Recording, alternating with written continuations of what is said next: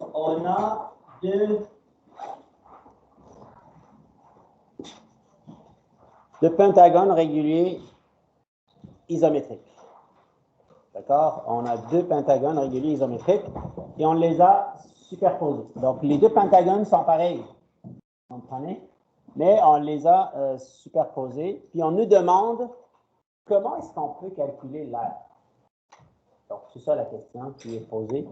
Comment est-ce que je peux calculer l'aire de cette figure-là?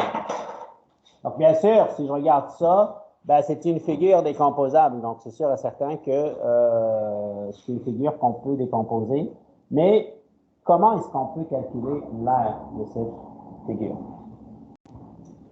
Oui, une question. Est-ce que l'autre polygone, est-ce que c'est la même affaire? Oui, c'est le même. C'est écrit là. Ouais, mais deux pentagones réguliers isométriques. C'est pas pareil.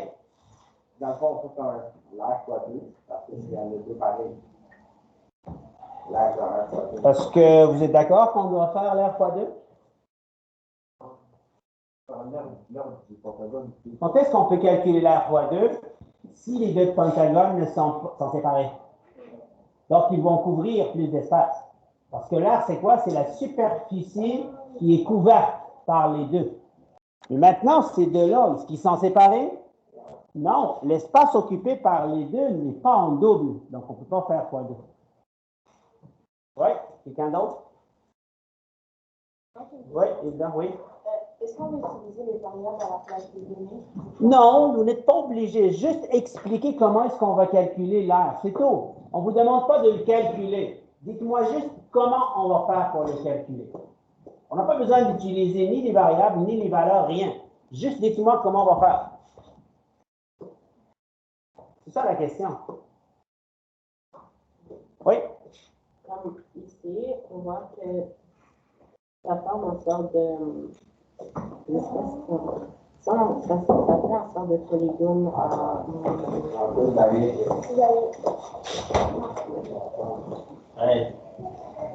c'est pas un polygone à 10 côtés, plus les triangles. Oui. Alors, si vous voyez bien ici, je suis d'accord avec toi. L'intérieur ici, je sais que c'est un polygone à 10 côtés. Vous remarquez bien, n'est-ce pas? C'est un polygone à 10 côtés. Les pointillés que vous voyez ici, hein, ça forme quoi? Un polygone à 10 côtés. Hein? Alors, je vais agrandir pour qu'on puisse tous voir. Regardez là. Alors, les pointillés ici, ça forme un polygone régulier à 10 côtés. Vous voyez? Donc, ça, c'est la surface intérieure plus les triangles qui sont là. Vous voyez? Donc, on a des triangles ici. Donc, c'est comme ça qu'on va pouvoir calculer donc l'aire de ces polygones. D'accord? Donc, il y a d'autres façons, bien sûr, ce n'est pas la seule façon, il y en a d'autres façons qu'on peut utiliser pour calculer l'aire. Donc, la première, c'est d'utiliser donc le décagone qui est à l'intérieur, plus les triangles. Donc, on calcule un seul triangle, ils sont tous pareils les triangles, puis on va multiplier par 10, je pense, c'est 110, c'est ça? Et ça va nous donner donc l'aire. C'est tout ce qu'on fait. D'accord? Donc, on calcule l'aire du décagone plus l'aire des 10 triangles. Donc, ça, c'est une des façons pour calculer l'aire de ce polygone-là. Est-ce que vous l'avez vu? D'accord? On ne peut pas calculer l'aire d'un pentagone. D'accord? Parce que si je calcule l'aire du pentagone, qu'est-ce que ça va me donner? Ça va me donner tout simplement l'aire du pentagone qui est là. Vous voyez? Ici, là. Donc, je vais essayer de le tracer pour qu'on puisse voir. Si je calcule l'aire du premier pentagone, c'est ça que ça va donner.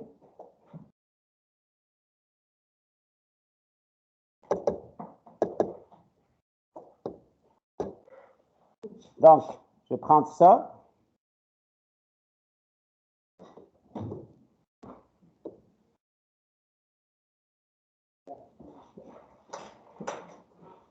Voilà. Donc, si je calcule l'aire de ce pentagone, Regardez bien. D'accord? Eh bien, je vais calculer cette partie.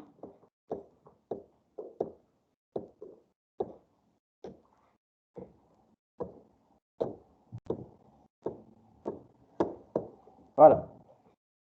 Donc, je calcule la partie que vous voyez en rouge.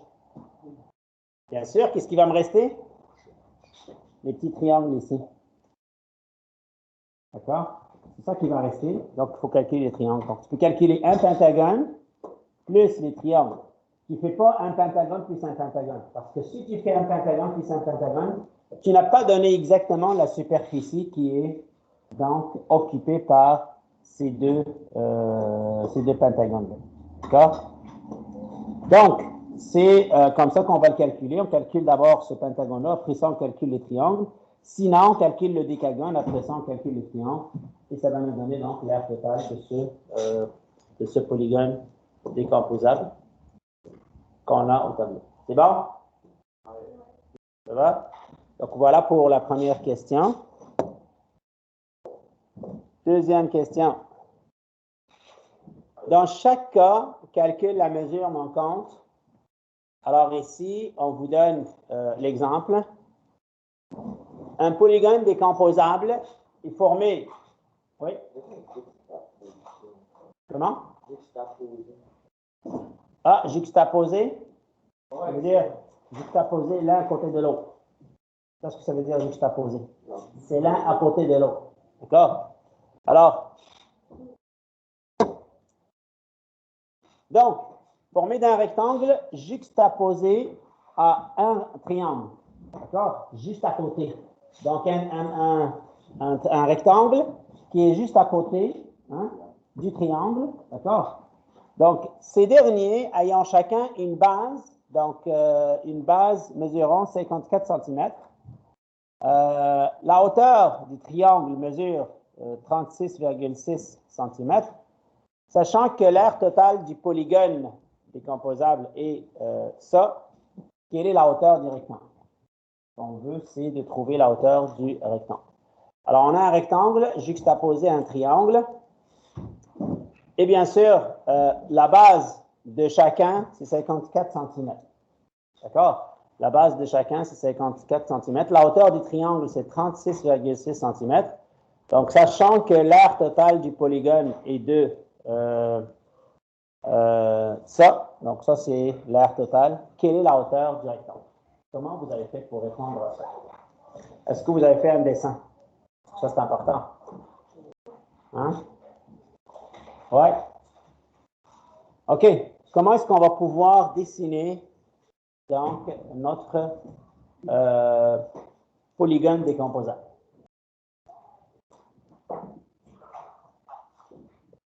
Oui. Donc, on a un rectangle et un triangle. Donc, ce qu'on veut, nous, c'est de trouver la hauteur du rectangle. D'accord? Alors, si j'essaie de faire mon dessin ici, eh bien, ça va donner quelque chose qui ressemble à ça.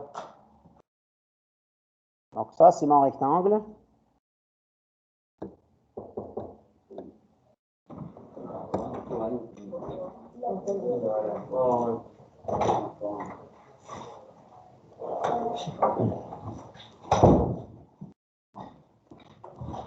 Bien.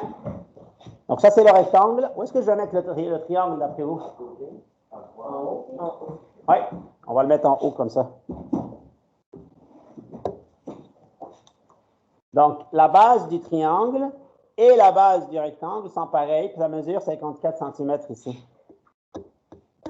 Et la hauteur du triangle, c'est combien? 36,6. Alors, ce qu'on cherche, nous, c'est ça. Sachant que la hauteur de ça et de ça est égale à 2143,8. Donc, si je veux calculer l'aire du solide décomposable complet, si je veux calculer l'aire, ça serait quoi la formule? Comment je calcule l'aire de ça? Non, de tout. Comment je calcule l'aire? C'est ça. Donc, je calcule l'aire du triangle plus l'aire du rectangle. Vous connaissez la formule du triangle. Vous connaissez celle du rectangle.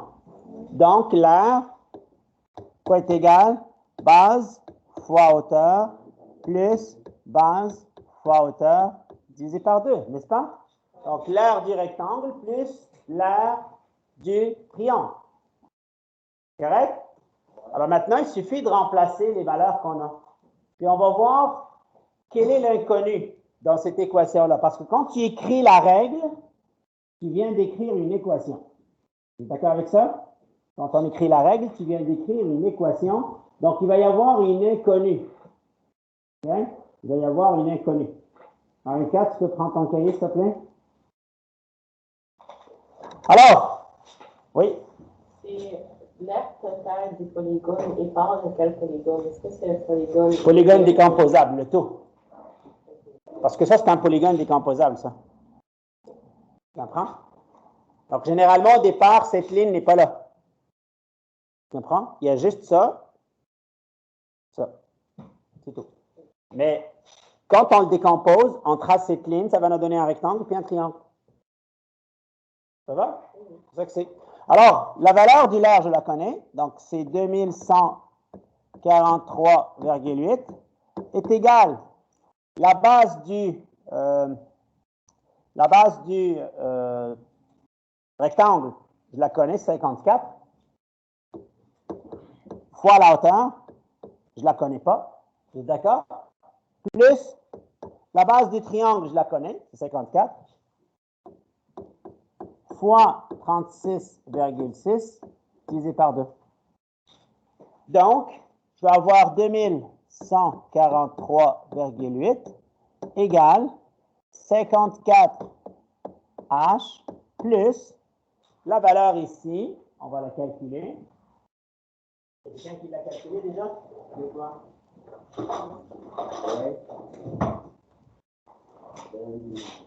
Donc, c'est 54 fois 36,6 égale divisé par 2. C'est 988,2. Donc, ça, c'est une équation où est-ce que une seule valeur que je ne connais pas, c'est quoi? C'est H, la hauteur. Comment je calcule H ici?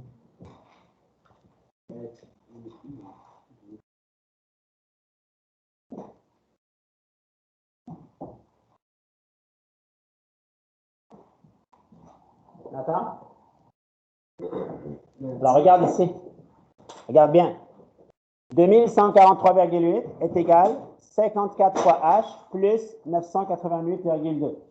C'est une équation, l'inconnu c'est H. Comment je résous cette équation-là? Comment je trouve le H? Premier chiffre, c'est 2143,8.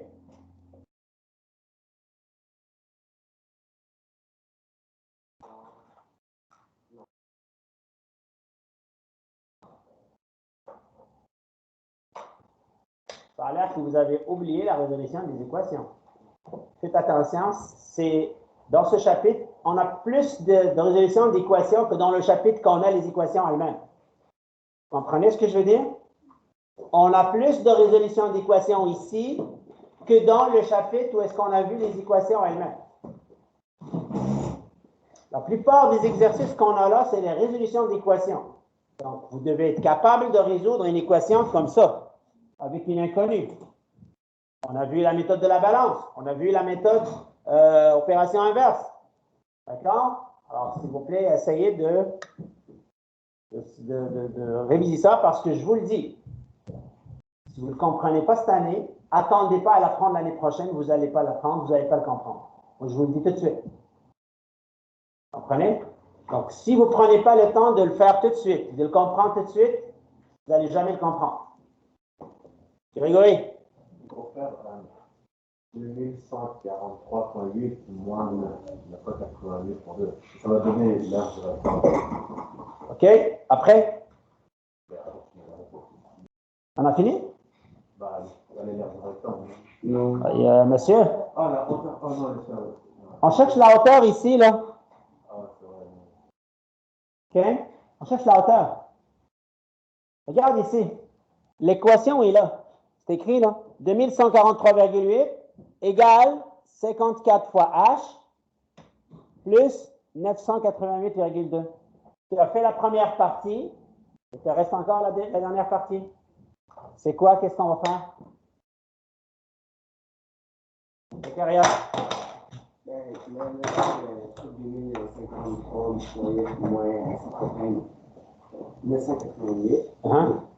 Après, ça donne un résultat, c'est moins 54. Moins 54. Tu es d'accord avec ça? Non. Pourquoi tu as fait moins 54, Zacharias? Si c'est moins la base. Hein? Moins la base. Moins la base.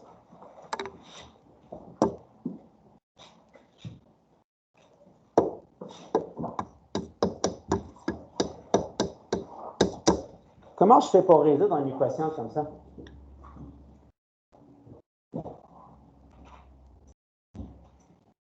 D'accord?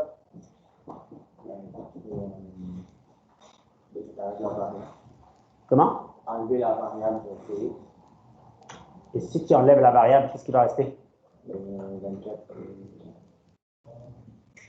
Ce n'est pas la variable qu'on enlève. On cherche la variable. On cherche à savoir la valeur de la variable. Si tu enlèves la variable, il ne va rien rester. Là. Tu comprends? OK. Est-ce que c'est 4 moins 2, 10 ans, 24? D'accord. Vous allez prendre une feuille, s'il vous plaît, et vous allez écrire ceci.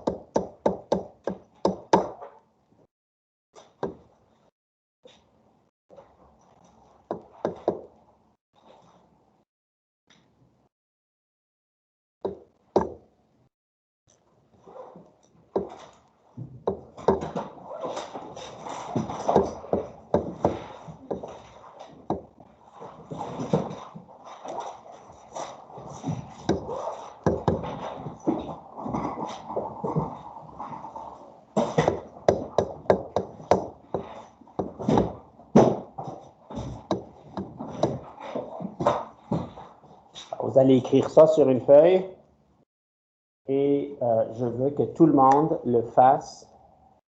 Ça va être en plus du devoir que vous allez faire pour demain. Donc, ça va être fait pour demain.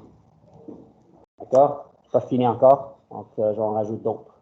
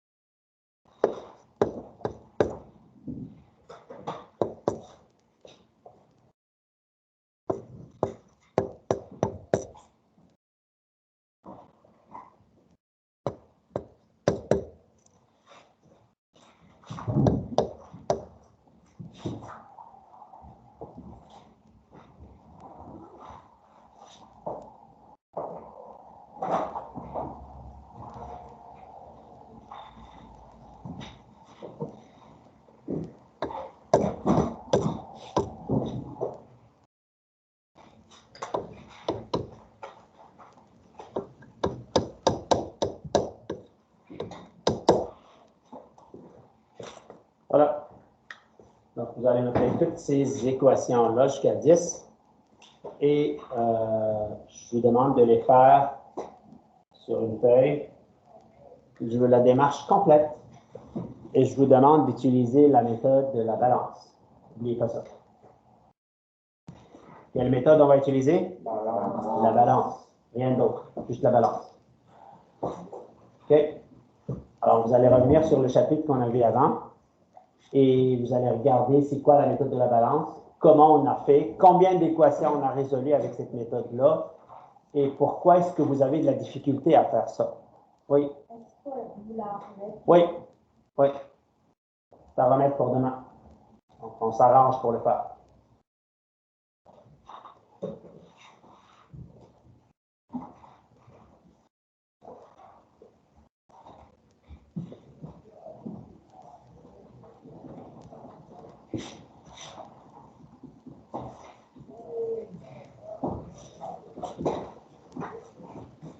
En fait, vous la faites pour lundi, pas pour demain. D'accord? Donc, vous avez le temps de la faire jusqu'à lundi. Vous avez 10 questions comme ça à faire. Alors, je vous demande de me la remettre lundi à la place de demain. Mais, un conseil, faites-le le plus tôt possible. Si vous avez des questions, vous pouvez venir me voir demain. Donc, aussi, c'est important.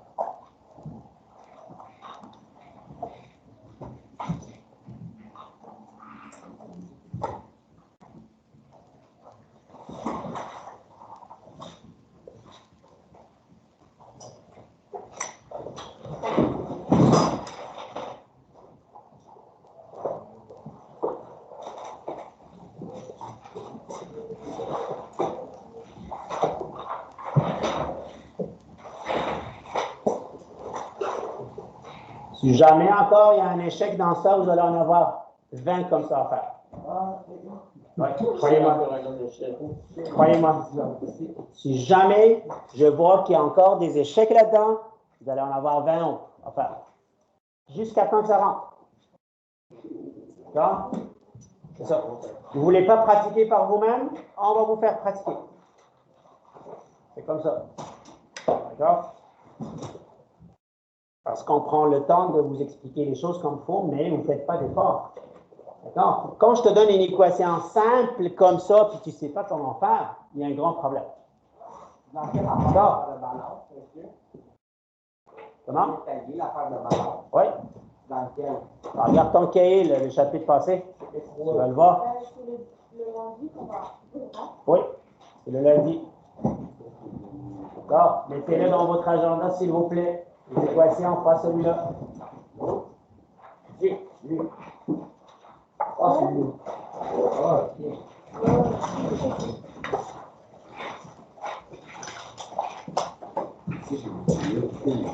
Voilà. Alors, vous allez me remettre ça. Je le corrige. Si je vois que ça va mal, je vais en avoir un autre. Et avec le double de ça. Mais si, maintenant, c'est pas lui qui a fait une erreur, puis c'est une autre personne. Comment? On va voir ce que vous avez fait. Mais de toute façon, vous devez être capable de résoudre ces équations-là sans problème. Vous avez un cahier, vous avez les notes de cours, je suis ici. Si vous avez besoin d'aide, vous avez tout ce qu'il faut. Mais c'est pas le cahier, moi. D'accord? Alors, trouve-le, ton cahier. Ah, c'est bien. D'accord? C'est correct. Tu as le cahier orange, il y a tout là-dedans. Celle-là? Ah ouais? Il y a tout là-dedans. Il y a la méthode de la balance, il y a la méthode de recouvrement, il y a toutes les méthodes là-dedans. Je regarde la méthode de la balance, comment on fait. On me rappelle pas. Oui, c'est déjà que les Et on a des exemples qu'on a fait aussi dans le cahier. Il y a beaucoup d'exemples dans le cahier. Il y a des exemples dans le cahier de notes de cours aussi. D'accord? Pas faire de balance. Regarde chapitre 2, s'il te plaît. Ben oui, il est là, par exemple. Je sais qu'elle est là.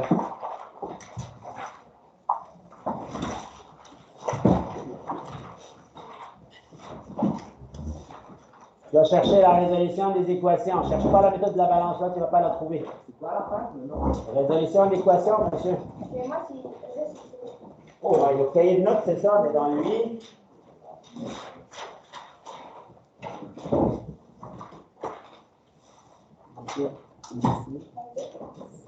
La résolution d'une équation trigonométrique en variable, c'est la validation.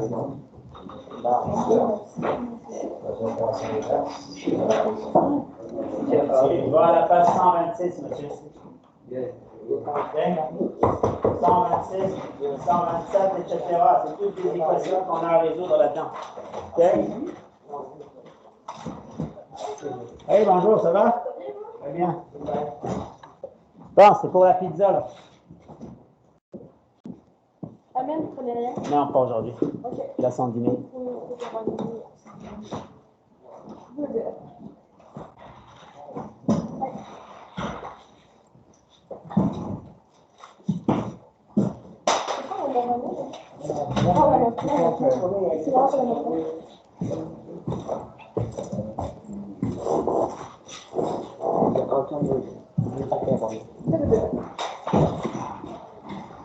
Deux fromages chacun.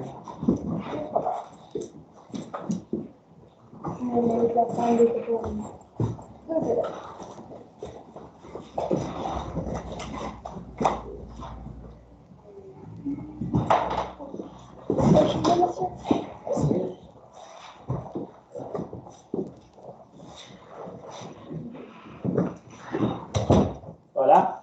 Ça, c'est fait. Et le cahier orange, c'est pour faire qu'on va parfois. Bon.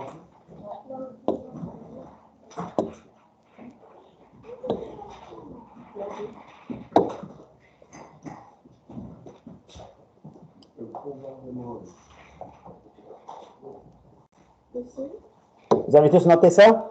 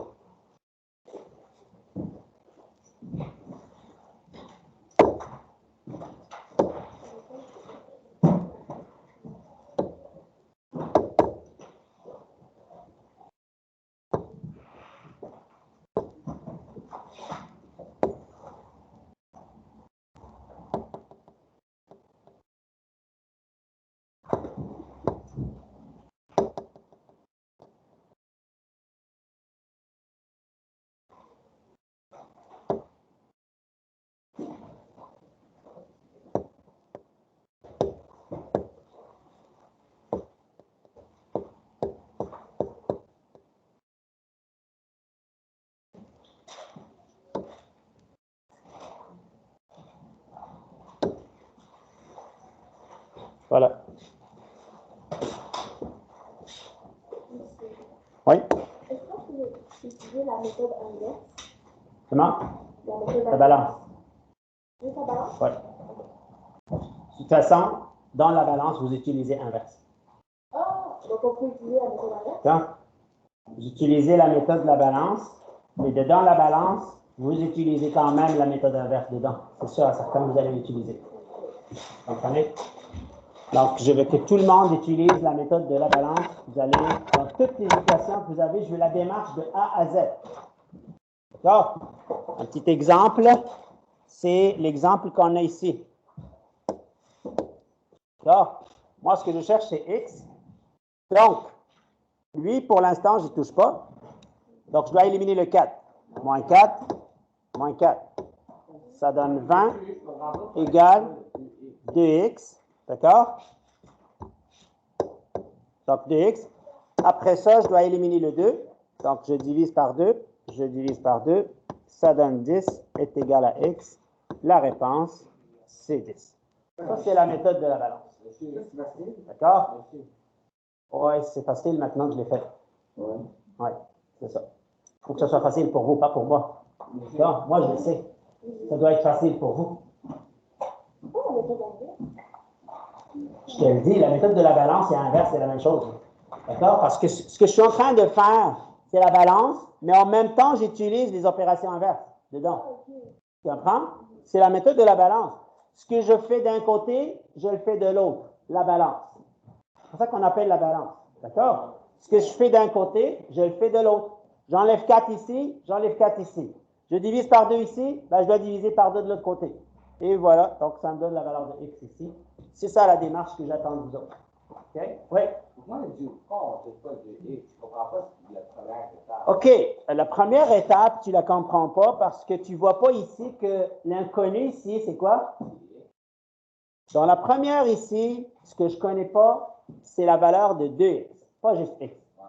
D'accord? 2x, je ne sais pas c'est quoi la valeur. Mais je sais que 24 est égal à 2x plus 4. Tu comprends? Donc, le 2x ici, je ne touche pas tout de suite. Je vais éliminer le 4 qui est là. Tu comprends? Donc, j'enlève le 4, moins 4, moins 4. Là, ça me donne 20, c'est égal à 2x. Maintenant, c'est quoi l'inconnu? C'est le x. C'est x parce que le 2, je le sais. 20 est égal à 2 fois quelque chose. Ici, 24 est égal à 4 plus quelque chose. Tu comprends? 24 est égal à 4 plus quelque chose. Ici, j'ai 20 est égal à 2 fois quelque chose. Donc, je dois éliminer le 2. On divise par 2, ça donne 10, tout simplement. D'accord? La question, est-ce que ça serait bien, admettons, si on passe moins 36, mais c'est 4? Comment? Donc, admettons, ici, là, admettons qu'un 4, il vous passe moins 36. Parle de où? L'inconnu, c'est le 5x whatever. OK, ben c'est la même chose que ça. Est-ce que tu vois cette équation-là? Oui. Je peux l'écrire 2x plus 4 est égal à 24. C'est la même chose. Ça et ça, c'est pareil. Ici, il y a un 36, puis l'autre, il y a un 14. Fait que là, mettons, je fais moins 36, je fais moins 36 et 14 ici. C'est ça la balance. La balance, c'est égal. Quand tu fais moins de 36 ici, tu dois le faire de l'autre côté. OK, parce qu'ici, c'est le 5x. Fait que je fais moins 5, le moins... Parce que regarde,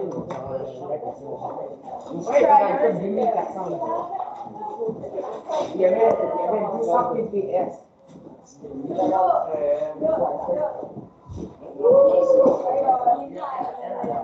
Allô? Oui? Est-ce que vous allez pouvoir appeler pour les aujourd'hui? À midi, je suis avec eux. Toute la période. Il y a une reprise à faire. Je ne sais pas vraiment, là. Je vais voir si j'ai vraiment le temps. C'est une journée pleine pour moi aujourd'hui. Hier, c'était plein aussi. C'est pour ça que je suis allé voir Peggy, puis j'étais vraiment... c'était plein hier. Alors, je veux voir, c'est quand on va pouvoir faire ça, là. Peut-être demain, quand on aura fini midi, là, je vais rester quelques minutes pour le faire avec ouais, je ferai ça. Parce que je suis allé voir Peggy hier pour voir, mais je suis occupé, moi je suis occupé.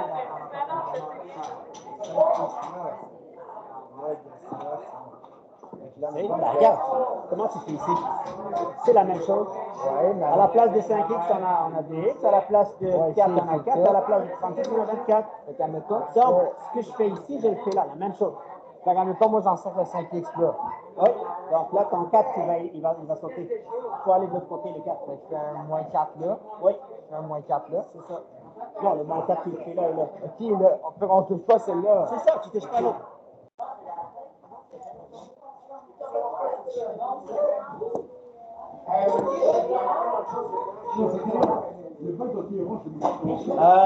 Je tiens à attirer votre attention un petit peu. Faites attention de voir que je vous ai donné, je veux que ça soit de façon individuelle. Si c'est pour poser des questions de compréhension, je n'ai pas de problème. Essayez pas de copier les autres. Parce que quand on va le corriger, il y en a des élèves qui vont passer au tableau pour le faire. Et tu dois savoir le faire. Je vous préviens. Si tu copies de quelqu'un, je peux le voir tout de suite. Si c'est toi qui l'as fait, tu l'as compris, tu saurais le faire ici. Si ce n'est pas toi qui l'as fait, on va le voir tout de suite. D'accord? Donc faites attention, s'il vous plaît.